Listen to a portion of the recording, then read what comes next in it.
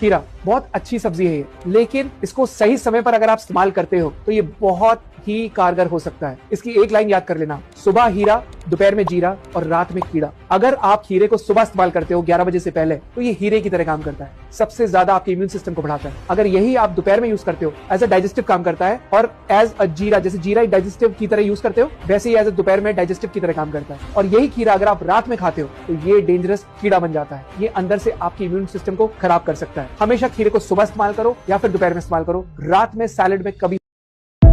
खीरा बहुत अच्छी सब्जी है ये, लेकिन इसको सही समय पर अगर आप इस्तेमाल करते हो तो ये बहुत ही कारगर हो सकता है। इसकी एक लाइन याद कर लेना, सुबह हीरा, दोपहर में जीरा और रात में कीड़ा। अगर आप हीरे को सुबह इस्तेमाल करते हो 11 बजे से पहले तो ये हीरे की तरह काम करता है, सबसे ज्यादा आपके इम्यून सिस्टम को बढ़ाता है। अगर यही आप दोपहर में यूज करते हो एज अ डाइजेस्टिव काम करता है, और एज अ जीरा, जैसे जीरा डाइजेस्टिव की तरह यूज करते हो वैसे ही एज अ दोपहर में डाइजेस्टिव की तरह काम करता है। और यही खीरा अगर आप रात में खाते हो तो ये डेंजरस कीड़ा बन जाता है, ये अंदर से आपके इम्यून सिस्टम को खराब कर सकता है। हमेशा खीरे को सुबह इस्तेमाल करो या फिर दोपहर में इस्तेमाल करो, रात में सैलेड में कभी।